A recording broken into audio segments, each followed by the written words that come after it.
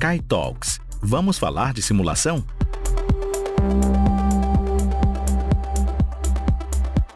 Olá, engenheiros! Sou o Thiago Faria e este é mais um episódio do podcast Kai Talks.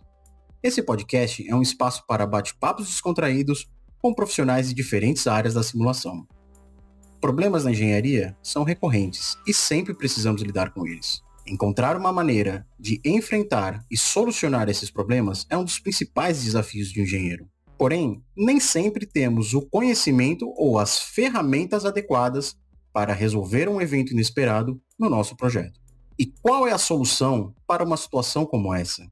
Investir na formação de profissionais especializados ou na aquisição de ferramentas que contribuam na resolução de um problema pontual pode ser custoso e demorado. E em um momento como este, um consultor especialista pode ser a luz no fim do túnel do seu problema. Ainda mais quando esse consultor te apresenta uma solução rápida e eficiente através da simulação computacional. Hoje, nós vamos conversar com Nemias Lacerda, CEO da Fento Ciências Aplicadas, uma empresa de engenharia focada em prover soluções e inovações tecnológicas através do modelamento matemático e simulação computacional. Você quer saber mais sobre o mercado de consultoria na área da simulação? Quer conhecer os desafios encontrados no dia a dia deste profissional? Então fica com a gente que a conversa vai ser bem interessante. O Nemias é formado pelo ITA em Engenharia Aeronáutica e PhD em Aeronáutica pelo Instituto de Tecnologia da Califórnia, o Caltech. Também é membro de sociedades científicas como a IAA, Sigma Xi e Alumni do Caltech. Nemias, seja muito bem-vindo ao Kai Talks. É um prazer para nós e para o nosso público receber você aqui. Muito obrigado, é uma honra para mim participar do Kai Talks. Nemias, com certeza na nossa conversa teremos diversas histórias e experiências vividas por você durante esses anos na engenharia de simulação. Mas antes, eu queria que você contasse um pouco aqui para o pessoal sobre a sua trajetória na engenharia e como você acabou entrando no mundo da simulação. A engenharia que eu trabalho hoje, ela começou há muito tempo atrás. Eu diria que com 3 anos de idade. Quando eu era garoto, quase que um recém-nascido, né? E tinha minha infância lá na cidade onde eu morava, que era Campinas, na cidade onde eu nasci. Na época, meu pai estava fazendo seminário teológico presbiteriano e nós morávamos nas instalações antigas do seminário. Um dos nossos vizinhos era o reverendo Celso Wolff e ele fotografava muito bem. E volta e meia ele ia até a minha casa tirar fotografia de todos nós, né? E essas fotografias eu tenho até hoje. E elas eram de uma qualidade tão, tão grande que se olhar essas fotografias hoje dá a impressão que elas foram tiradas ontem. O que ocorre é o seguinte, a minha mãe sempre falava, o Celso Wolff fotografa muito bem, ele tem curso nos Estados Unidos. Eu não sabia o que era curso, e não sabia o que era Estados Unidos, mas eu queria ter um curso nos Estados Unidos, porque aquilo ali mostrava que a pessoa fazia coisas boas se tivesse um curso nos Estados Unidos. E desde aquela época eu já gostava de avião, né? E eu me lembro muito bem que meu pai tinha revistas e livros de física e de eletrônica. E tinham aeromodelos na época, eram aeromodelos monstruosos comparados com os drones que tem hoje, né? Porque a eletrônica era a válvula e transformador, então os aeromodelos eram muito grandes. E eu folheava dentre os livros, o meu predileto era o livro do Millikan, New Elementary Physics. Só que o livro estava todo em inglês e não adiantava estar em português que eu não sabia ler, né? Então, eu folheava o livro para ver figuras de avião, né? O que eu não sabia é que 28 anos depois eu estaria terminando um PhD na escola do Millikan, no Caltech, né? Então esse foi o meu batismo de fogo, que eu considero o meu batismo de fogo oficial na área de engenharia, foi folheando o livro de física e me entusiasmando com aquilo. Isso que eu chamo de se apaixonar desde pequeno mesmo, né, pelo tema. Ah, sim, desde pequeno. E com aquele objetivo, fazer um curso nos Estados Unidos, né? embora eu não soubesse que é curso nos Estados Unidos. Mas o local já estava definido já. Já estava definido. Aí eu, naturalmente, fiz as escolas oficiais, vim para o ITA, fiz o ITA, né? E terminado o ITA, fiz um mestrado no ITA, né? E já no mestrado eu comecei a trabalhar no laboratório de aerodinâmica, que é a minha grande paixão, né? E terminado o mestrado, terminei numa sexta-feira, meio-dia, 8 horas da noite de segunda-feira, eu estava embarcando para Los Angeles, pro Caltech, né? E o detalhe é o seguinte, lá no Caltech, eu comecei a trabalhar com um vulcão, né? Vulcão. Um engenheiro aeronáutico trabalhando com vulcão. Isso é exótico, no mínimo. Porque é o seguinte, quando eu avisei o meu comandante aqui, o brigadeiro Hugo de Oliveira Piva, que eu tinha 2 teses possíveis de fazer, uma era aerodinâmica de ângulo de ataque no NASA Ames, que seria computacional, e outra seria experimental, fazendo simulações experimentais de vulcão, erupção de vulcão. Porque entrou em erupção um vulcão nos Estados Unidos, o Monte Santa Helena, e esse vulcão, ele apresentou fenômenos que o pessoal até então não tinha visto, como focalização, como superposição de onda de choque, coisa parecida. E aí eu optei, com a autorização do brigadeiro, optei por fazer essa tese de doutorado em vulcão. E eu descobri o seguinte, se eu estou usando tecnologia aeronáutica para explicar por que vulcão funciona, né? Por que eu não uso tecnologia aeronáutica, espacial e militar para aplicar na indústria, em soluções de engenharia? E eu diria que assim que começou minha vida de consultor, de engenheiro, né? É realmente uma arte ter conseguido criar esse link, né, e visualizar dentro de uma ciência tão diferente, por exemplo, como a erupção de um vulcão, e associar isso com a engenharia aeronáutica. Realmente é impressionante. Ah, seguramente. E a minha vida de consultor, ela começou com trabalhos numa grande empresa que faz absorventes femininos. Então eu fiz simulações experimentais de menstruação, né? E com isso ingressei nessa área, né, de simulação. Logo mais, num aniversário, um engenheiro de uma empresa fabricante de vidros automotivos me perguntou assim, você sabe quem é que pode me resolver um problema de aerodinâmica? Eu falei, eu resolvo para você. Qual o problema? Né? Aí, no fim, acabamos assinando um contrato com ele, né, com a empresa dele, e resolvemos o problema do para-brisa desse novo carro que depois foi lançado, foi um grande sucesso de mercado, né? Então esse seria o meu primeiro exemplo de como que eu usei tecnologia aeronáutica e espacial. Aí ele, quando apresentou os resultados na Europa desse meu trabalho, o alemão lá do centro de pesquisa virou para ele e falou: você me explica o seguinte, por que você colocou engenheiro aeronáutico para resolver um problema de vidro? Ele falou, porque o problema não é vidro, o problema é aerodinâmica. E nisso, ele é o métier dele, né? E aí, no fim, acabamos fazendo novos contratos nessa área e com isso ingressei na área automotiva também. É bem interessante. E Neemias, como é que foi essa experiência de ter estudado numa universidade, num instituto tão reconhecido mundialmente como o Caltech? Ah, foi uma grande honra, viu? O que acontece é o seguinte, lá no Caltech, como nas escolas de primeira linha, você tem acesso a pessoas que você conhecia do gibi, aos super-homens, né? Sim. Então você cruzar com um prêmio Nobel, com uma pessoa desse gabarito é normal, né?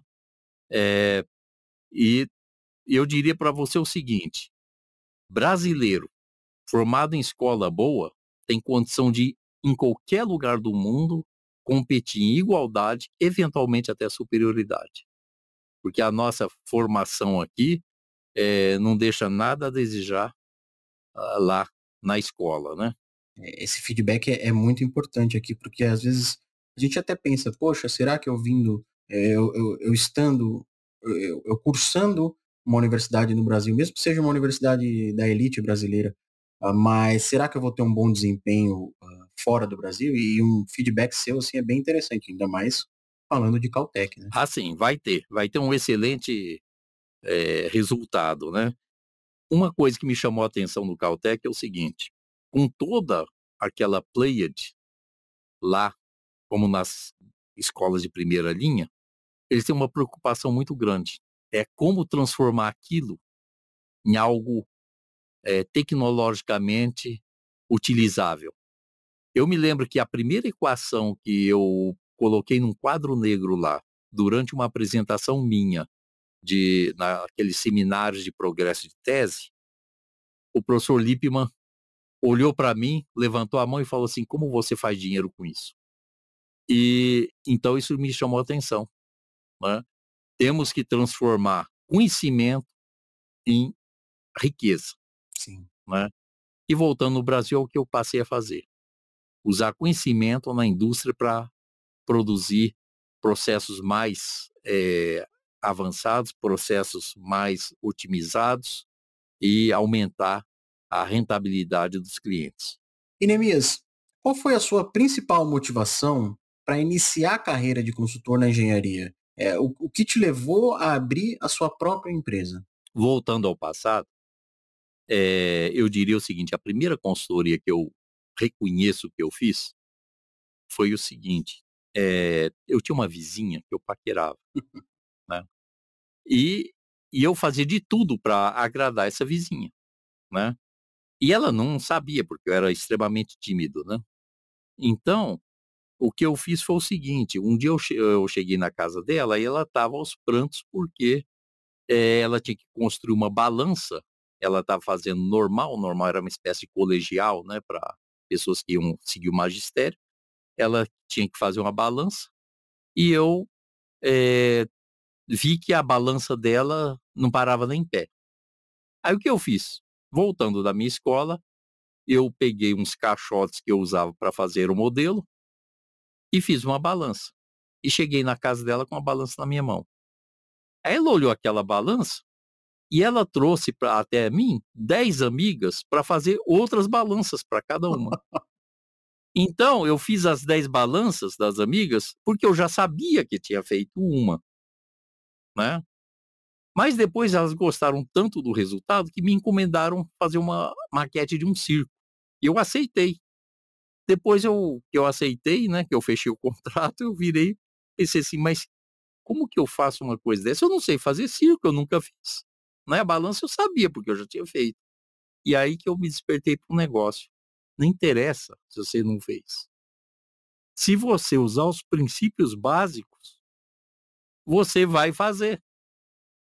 E por falar em princípio básico, isso me lembra muito bem quando eu estava me preparando para o doutorado, um coronel aqui do CTA, o coronel Libório Faria, ele chegou para um outro coronel que estava me ajudando para fazer o doutorado, que era o coronel Shaw, e falou: "Shaw, eu vou te falar uma coisa, aquele que dominar os princípios básicos da física faz qualquer coisa".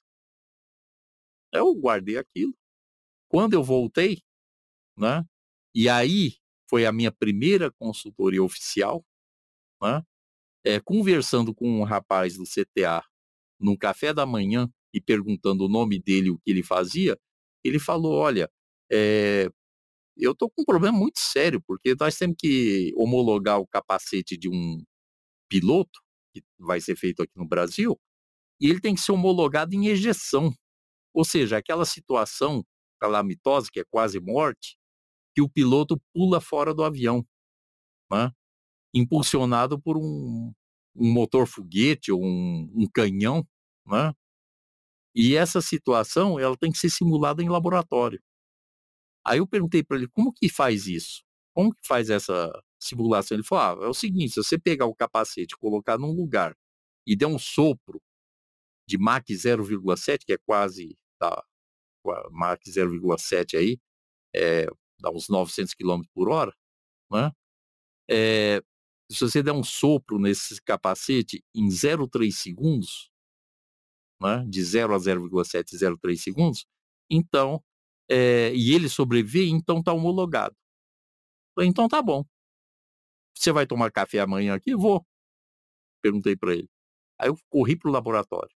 Olhei lá o túnel supersônico do ITA, abri o túnel, eu fiz umas medidas, falei assim, vai dar para fazer isso, né? Aí no dia seguinte eu virei para ele e falei assim, ó, quase não dormi de noite que eu queria tomar café com você hoje. Olha, vai dar para fazer o ensaio. Ele falou, você tá brincando? Falei, dá. Vamos lá no laboratório. Aí mostrei para ele, ele já trouxe o capacete, uma cabeça e tal, e aí fizemos o ensaio. No dia que fomos fazer o ensaio, o brigadeiro do CTA estava presente, ele quis assistir, e tinha o empresário, o então engenheiro Libório Faria, era o empresário, né. Aí quando fizemos o teste, ele virou para mim e falou assim: "Ó, Neemias, depois que me disseram que você ia fazer o teste, eu disse que não ia conseguir". Eu falei: "O senhor sabe quem é o responsável por eu conseguir?" Ele falou: "Não". Eu falei: "O senhor, porque há 4 anos atrás, o senhor disse que aquele que dominasse os princípios básicos da física faz qualquer coisa, eu aprendi com o senhor", né. Aí ele ficou muito contente. Imagino. É.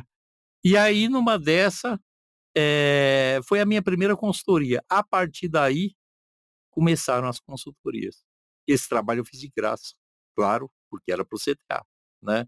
Mas a partir daí, começaram a aparecer várias consultorias, né, e não parei mais. E Neemias, como que você chegou à conclusão que utilizar modelos matemáticos e simulação computacional seriam ótimas ferramentas para trabalhar nos seus projetos de consultoria? Sim, inicialmente eu trabalhava só com método experimental, experiências em laboratório, né.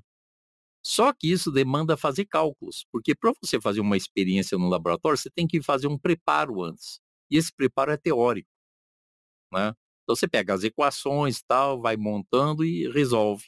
E aí você define, o meu ensaio vai ser desse jeito. Mas com o advento dos computadores se tornando mais acessíveis e os softwares se tornando também, bem disseminados, né, então começou a aparecer uma nova ferramenta. Além de alicate, chave de fenda, eu poderia usar o computador para poder fazer as previsões de como que eu tinha que fazer o ensaio. E por outro lado, né, fazer as previsões de como que um determinado produto ou processo da indústria vai operar, ou como ele opera hoje e como é que ele tem que operar depois, futuramente, com as melhorias, né. Então com isso, rapidamente, eu me adaptei ao uso da computação, porque eu já vinha usando computador desde que eu entrei no ITA, né, nós aprendemos o curso de nosso de computação foi no 2º ano do ITA. A partir daí eu só usei computador para fazer cálculos mais pesados. Inclusive meu próprio trabalho de graduação do ITA era um modelo matemático de escoamento. E hoje em dia, o poder computacional que a gente tem acesso, né, ele permite, sem dúvidas nenhuma, cada vez mais utilizar a simulação e os experimentos têm sua importância, sem a menor dúvida, mas a facilidade que está de utilizar a simulação computacional é enorme. Ah, sem dúvida. E olha, a I3S tem uma coletânea de soluções computacionais que é incrível. Sim, é verdade. É coisa de primeiro mundo, então eu me sinto muito bem amparado, usando os softwares disponíveis pela I3S, né, e o meu trabalho passa a ser trabalho de primeiro mundo, né, porque essas simulações que eu faço na indústria, elas são feitas com o mesmo rigor que uma Embraer, uma Boeing, uma Airbus, uma NASA, né. Então, isso para nós é uma excelente ferramenta. E, Neemias, uma outra parte muito importante é saber, o cliente chega para você e apresenta um problema, mas é necessário da sua parte você transformar esse problema em um modelo computacional. E quais são os principais passos para que você faça essa transformação do problema do cliente para chegar numa solução utilizando como ferramenta a simulação computacional? Bom, a primeira coisa que você tem que fazer é conversar com o seu cliente e pegar o máximo de informação possível que ele possa te dar, né, para que você possa transformar isso numa, digamos, sentença matemática. Essa sentença matemática, ela é composta de uma geometria, você tem que ter uma geometria, então ou o cliente vai te dar um desenho, ou um croquis, ou ele vai te dar uma ideia, que às vezes a ideia está na cabeça dele, ele não tem nem desenho, né? Então com isso você vai ter que criar uma geometria com dimensões típicas, né? E às vezes ele até vai falar, não, as dimensões quem vai me dar vai ser você, né? Então você pega essa ideia e cria essa geometria, né, usando software adequado, né? No caso eu uso o Space Clean para isso, e uma vez definida essa geometria, você tem que dizer como que ele funciona. Então você tem que colocar as condições de contorno. Essas condições de contorno são as condições operacionais. É a velocidade do escoamento, a pressão, a rotação do eixo, coisa parecida, né? E aí, feito isso, você vai fazer a simulação. Então tem um caso muito típico, que é, por exemplo, quando eu conheci você, que foi exatamente no projeto Sara, do CTA, né? Naquele caso, tinha uma necessidade. Nós tínhamos um desenho de um satélite, mas não tinha resultado experimental dele, né? E para isso eu precisava saber se a minha simulação ia ser bem feita. Então, como não tinha um resultado experimental para eu comparar, eu fui lá no site da NASA e acessei uma publicação que tinha uma forma geométrica sendo ensaiada num túnel de vento supersônico, num número de Mach muito próximo do satélite que nós estávamos tratando, e com uma geometria muito próxima também. E num túnel de Langley, cujas dimensões estavam no próprio relatório.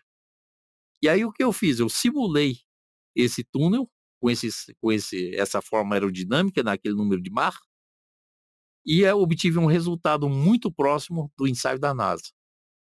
E aí, com isso, eu fui lá, com a geometria do satélite do IAE, e fiz a simulação dele usando os mesmos critérios. E cheguei num resultado que deu o resultado final do trabalho, né? Muitas vezes, num processo industrial, não tem esse recurso. Então, nós temos que fazer por partes. Então, por exemplo, estou fazendo um trabalho em celulose. A celulose tem um comportamento muito difícil de modelar nas condições de operação do meu cliente. Então, tem que pegar publicações que falam sobre celulose, seja ela daquele material que ele usa, que é eucalipto, ou de outro material, né? Por exemplo, algo como um bagaço de um determinado vegetal, né? Então, ter essas informações é muito importante. E isso passa a ser um dos desafios da simulação. Você obter dados que você possa confiar para fazer o resultado final do teu cliente, né? E aí, uma vez feito isso, você pode, digamos, abusar do teu modelo, porque você passa a conhecer seu modelo a fundo. Muitas vezes você descobre coisas que nem o fabricante do equipamento sabe, né? E aí você repassa isso para o cliente, né? E tem que repassar mesmo, porque você vai ter um lucro muito maior em repassar essas informações, embora eventualmente ele até não está pagando por isso, porque ele não sabia que tinha esse tipo de informação, e o resultado final do teu trabalho vai ser muito bom por causa disso. E aí, como o senhor comentou, a gente trabalhou junto no projeto Sara, né? Foi uma experiência, eu estava ali no começo da minha carreira, ainda na graduação, foi uma experiência única para mim. E foi muito interessante esse approach, né? De simular um ensaio em túnel para que você pudesse validar e verificar os seus resultados de simulação.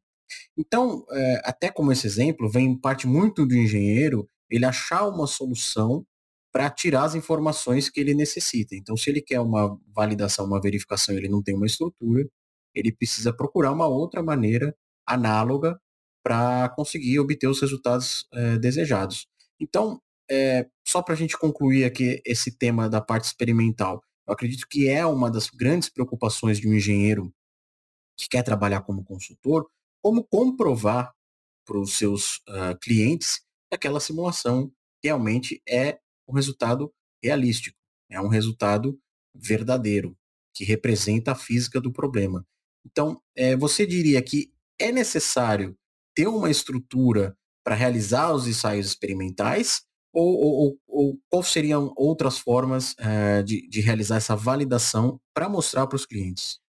Seguinte, essa validação você pode fazer, ou você faz a medida lá no cliente, você compra um sistema de aquisição de dados, vai lá, faz medida e mostra, tá vendo? Olha, o que eu simulei é isso aqui que você obteve. Esses sistemas de aquisição de dados são razoavelmente baratos, né? Ou então você diz para o teu cliente que ele tem que comprar uns equipamentos a mais, como eu já fiz com alguns clientes. Eles compraram porque depois de terminado o trabalho, eles vão usar esses equipamentos em outras áreas, né? Aconteceu já, num caso de papel e celulose, foi um caso muito interessante, muito legal mesmo, que o cliente tinha um problema que a celulose, faltava 2 metros para terminar o processo, ela embolava e criava um congestionamento na mesa cortadora, né. Ela vinha numa fita de aproximadamente uns 8 metros de largura, e ela era cortada no sentido longitudinal e no sentido transversal por facas, né, facas apropriadas. Só que, por alguma razão, essas placas, depois de cortada, elas estavam, encavalando uma nas outras, criando congestionamento, parando o processo. Aí, o cliente me chamou e fomos estudar o caso. Em questão de mais ou menos um mês de trabalho, eu virei para o cliente e falei: "Olha, você tem uma faixa proibida de operação da máquina. Não opere a máquina nessa faixa, ou antes ou depois", né. Ele começou a operar a máquina seguindo essa nossa instrução. Enquanto isso, eu fui ganhando tempo para descobrir por que que ela tinha essa faixa proibida, né. E aí fui fazer a simulação. Chamei um colega nosso para fazer a parte de estrutural, eu faço a parte fluida, e aí nessa simulação descobrimos que poderia ser um determinado componente dessa máquina. Aí eu fiz um cálculo também em cima do joelho, né, como se diz, e sugeri a ele isolar o componente. Ele isolou e deu em cima o problema. O componente tinha um problema de ressonância na faixa proibida. Aí eu liguei para a empresa no dia seguinte e falei assim: "Olha, eu queria usar a máquina de vocês por 2 horas", porque a máquina parava 2 horas. Ele falou: "De jeito nenhum.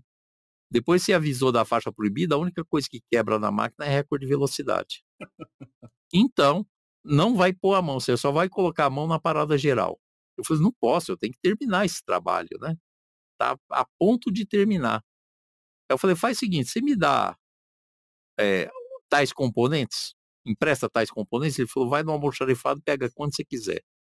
Você me arranja um pedaço de celulose, vai lá na produção e pega quantos quilômetros você quiser".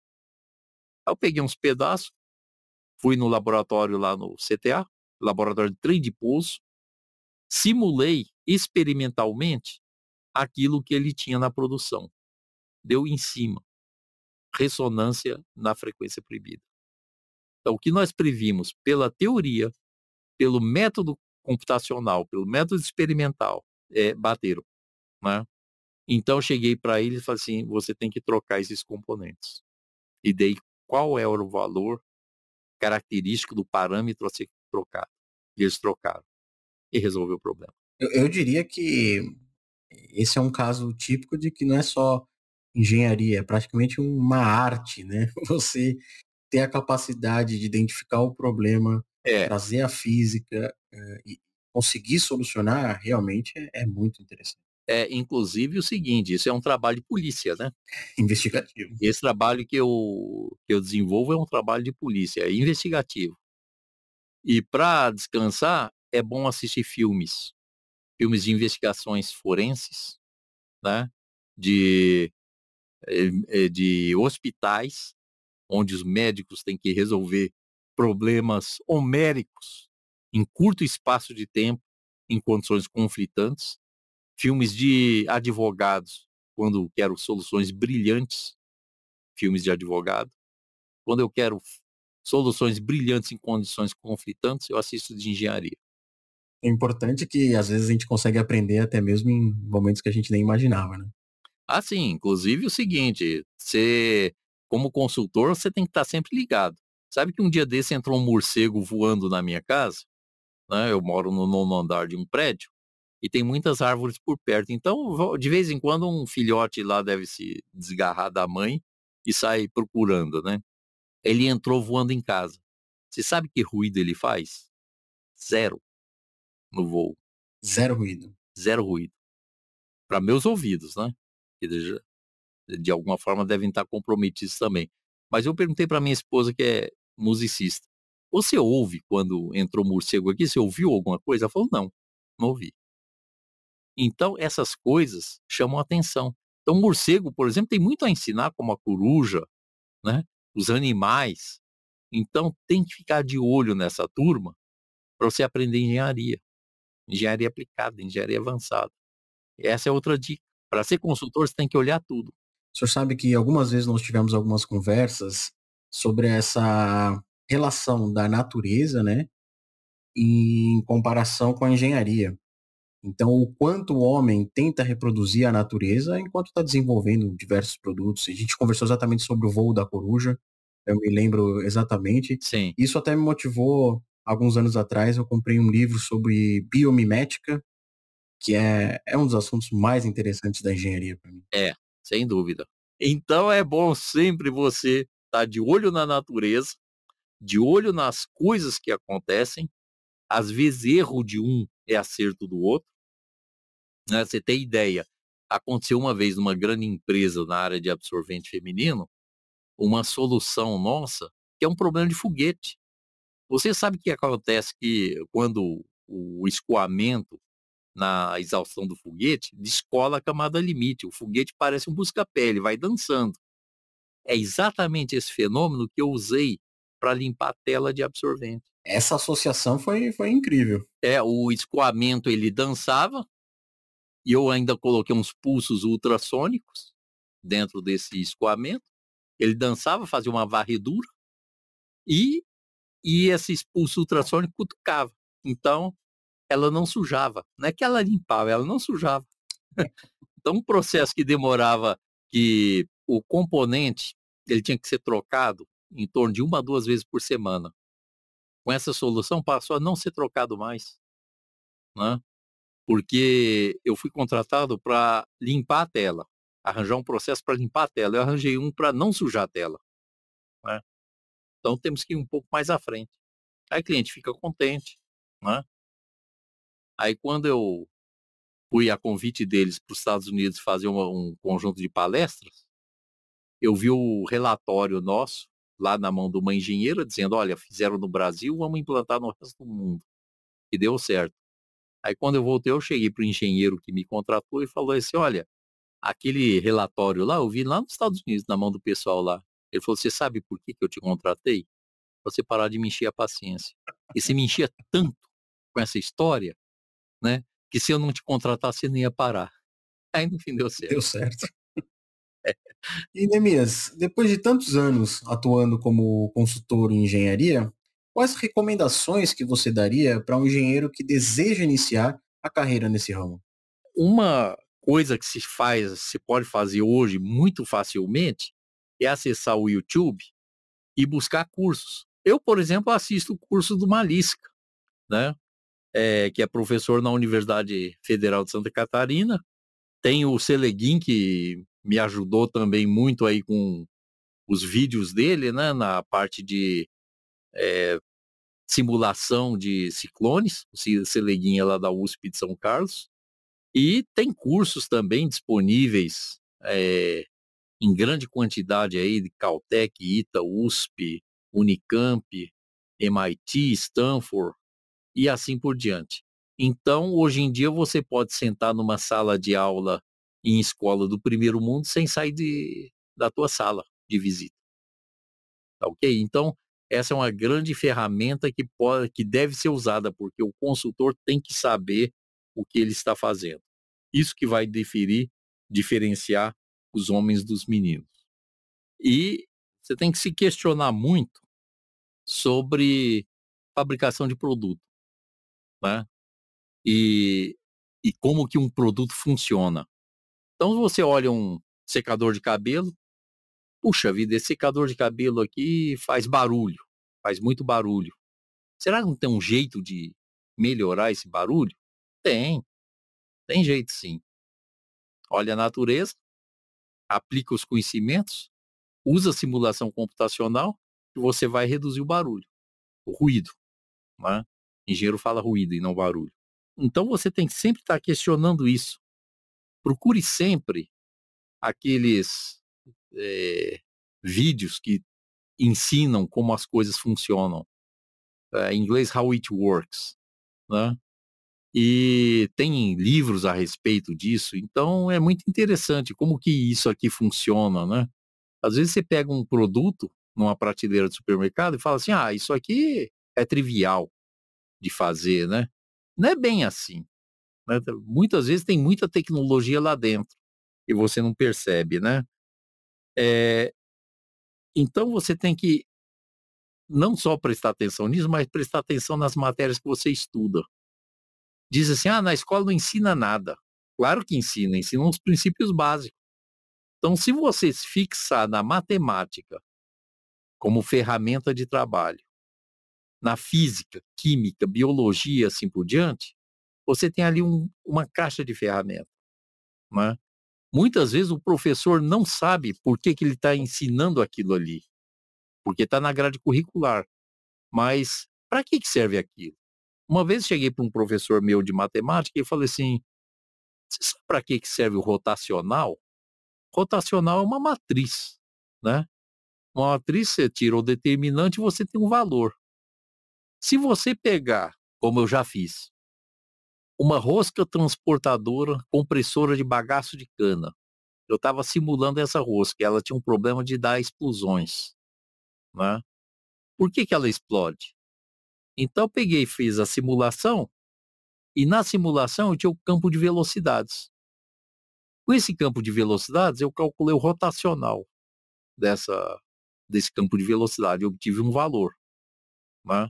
Esse valor, ele é proporcional à rotação média do bagaço dentro dessa rosca transportadora, uma rosca que gira em torno de um eixo, né? Então, com esse resultado, eu tinha velocidade angular. Por outro lado, o próprio software que eu estava usando, o Fluent, né, que a I3S fornece, esse software me dá o torque que esse campo de pressões faz nesse eixo, nessa rosca transportadora. Torque vezes velocidade, a velocidade angular, dá potência. Com isso eu determinei a potência que a rosca estava consumindo. Essa rosca devia estar era para consumir um tanto, estava consumindo muito mais. Aí eu fui ver por que ela estava consumindo, porque ela estava entrando em stall, né? Então o stall era o problema que dava a explosão. Então ela patinava, na rosca significava patinar, ela patinava, ia patinando, patinando, até que chegava num certo nível de compressão, ela liberava tudo, e aí explodia, dava explosão, né? Aí foi só fazer uma correção lá no regulador de velocidades, colocar a velocidade adequada, e aí a coisa funcionou. E aí foi mais um problema resolvido a partir do conhecimento dos fundamentos básicos, né? Sim, fundamento básico. Você chega para qualquer aluno de colegial e pergunta o que é potência, como eu determino potência, é torque vezes velocidade angular. E é bem interessante comentar isso, que aqui na E3S nós temos o curso de especialização em CFD, em FE, e dos cursos a gente sempre inicia com a parte fundamental. Então a gente inicia com fundamentos de mecânica dos fluidos, em análise estrutural, fundamento de mecânica dos sólidos. Muitas vezes a gente percebe uma certa impaciência de alguns alunos. Poxa, mas eu já queria estar na simulação, já queria estar vendo resultados. E a gente explica para eles que essa consolidação dos fundamentos dessas mecânicas básicas são muito importantes, para que na frente você possa resolver os seus problemas e também possa analisar os resultados obtidos da simulação de uma maneira coerente, né? Então, realmente, e aqui a gente exemplificou mais uma vez que não só no nível mais básico, mas em problemas reais de engenharia, em problemas do dia a dia, de consultoria, esse conhecimento da física básica é extremamente importante. Sim, você tem ideia, esse caso que eu comentei do problema lá da cortadeira, né, da mesa cortadeira de celulose, eu bati o martelo usando uma equação de colegial que era uma raiz quadrada só. Eu resolvi essa raiz quadrada na unha porque eu tinha feito medida em laboratório das peças que eu tinha pego no almoxarifado lá da empresa. Então, eu tinha essas medidas, era um domingo à noite, em 10 minutos eu fiz as contas, e aí orientei a simulação para poder seguir o caminho e descobrir a real causa do problema. Muito, muito interessante mesmo. E, Neemias, para a gente concluir a nossa conversa, como é que você enxerga o futuro da simulação dentro do desenvolvimento industrial no Brasil? Olha, o futuro é extremamente promissor. Hoje em dia se fala de indústria 4.0, que vem a 5.0, a 10.0. Cada vez que esse número aumentar, mais dependente da simulação vai se tornar, né? Porque até hoje o homem soube fazer plástico, por exemplo. Mas se você for lá no Mar da China, está cheio de plástico lá flutuando. Então ele perturbou a natureza com o tal do plástico, né? Então tem que fazer direito. E para fazer direito, você tem que conhecer a fundo os processos e as consequências e as soluções. E o único jeito de fazer isso é usando física, matemática, as mais variadas ciências, o conhecimento e principalmente a simulação. Uma vez o CEO da Intel chegou para mim e falou assim: você poderia me dizer qual a vocação do brasileiro, na tua opinião, em termos computacionais? Ele deixou eu dar uma pensada e te digo. Aí uma semana depois encontrei com ele de novo e falei: já posso dizer, é simulação. Por que simulação? Porque o brasileiro tem imaginação. E tem muita. Isso foi uma coisa que eu usei muito no Caltech, né? E tive muito bom resultado por usar essa brasilidade lá, o jeitinho de obter soluções. E isso, o brasileiro é tremendo. Então, se você associar esse jeitinho, que infelizmente muitas vezes é usado do jeito errado, da forma errada, se você usar esse jeitinho com conhecimento de matemática e ciências e aplicação industrial, ninguém segura o Brasil, né? Então, é simular para não dissimular. Essa é a sugestão, né? E então eu vejo que os alunos, hoje em dia nas escolas, têm uma excelente oportunidade que não pode jogar fora, que é se dedicar aos estudos, à simulação e trabalhar com isso adoidado, né? Hoje em dia tem até softwares, eu uso até softwares da NASA que são gratuitos para fazer complementação de trabalhos meus, né? Seja da NASA, ou seja de alguma outra instituição, do MIT, do Caltech, e assim por diante, né? E eu diria o seguinte, eu vou contar uma historinha que me aconteceu. Eu estava fazendo já o terceiro trabalho para um vice-presidente de uma grande empresa dos Estados Unidos, e durante esse terceiro trabalho ele me telefonou e falou assim: eu queria saber o seguinte, se meu filho for aí conversar com você, quanto você cobra? Eu falei: não cobro nada. Não, mas eu quero que ele fique 24 horas aí em São José com você. Eu Falei, não, de jeito nenhum. Eu pego no aeroporto, levo para hotel, fico com ele 24 horas, sem problema nenhum. Ele falou, então tá bom, ele vai aí. Dia tal, ele vai chegar, tal. Aqui tá a fotografia dele, né? Aí eu fui pro aeroporto, foi fácil reconhecer, né? Ele chegou, já me apresentei e viemos para São José. Aí eu fui lá no Parque Tecnológico, fui na minha empresa e tal, e falei, bom, tudo bem, e aí? Qual o motivo da tua viagem? O pai dele não disse qual era o motivo, nem eu perguntei, né? Aí ele virou e falou assim, é o seguinte, eu tô terminando engenharia mecânica em Cornell, uma excelente escola, Cornell. O que eu faço da vida? O que você faria no meu lugar? Você faria que nem meus amigos que estão indo para a indústria, e aliás a indústria vem a Cornell buscar, ou você iria para o doutorado? Só que ele já tinha me feito uma pergunta de CFD, né? Uma pergunta de otimização de processo. Eu falei, olha, pela pergunta que você fez, se você não for para o doutorado, você vai se arrepender. Então vá para o doutorado, de preferência MIT. Ele foi e voltou para a indústria. E hoje ele é um grande consultor industrial nos Estados Unidos. Então o ensino realmente é muito importante, né, para quem quer se capacitar. Ah, demais. Muito importante. E em que escola você deve estudar? Na melhor que você conseguir. E se não conseguir na melhor, seja o melhor. E ele falou assim para mim, lá nos Estados Unidos é difícil encontrar alguém que faz as coisas como vocês fazem aqui. Porque vocês misturam os conceitos e chegam num resultado de uma forma elegante. E assim foi, né? E tá lá ele sendo consultor agora, PhD. Muito legal mesmo. Neemias, foi um prazer ter você aqui no KaiTalks e trazer um pouco de tantos anos de experiência na engenharia e além das suas ótimas histórias que você contou aqui pra gente, nos ajudou muito a entender o trabalho de um consultor na engenharia e da importância da simulação para a resolução desses diversos tipos de problemas que a gente encontra no dia a dia. Assim, eu tive a felicidade, inclusive, de, num dos meus clientes, ter um doutor que é funcionário lá numa grande empresa, ele está fazendo curso da I3S. É a especialização? Ele está fazendo especialização em CFD. Ele já é doutor, né? Fez numa boa escola, fez na UDESP, e aí ele está fazendo agora o curso de especialização lá. Poxa, é um prazer tê-lo aqui como um dos nossos alunos. Sem dúvida.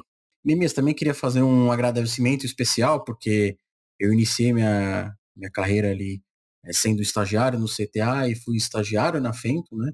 Durante um tempo, e realmente foi muito importante as nossas conversas, o aprendizado, a experiência que eu tive ali durante esses meses, esse quase um ano que a gente trabalhou junto. Então, quero dizer aqui o meu muito obrigado, e hoje em dia é um prazer estar aqui na E3S e ter essa oportunidade de ter você como um dos nossos convidados.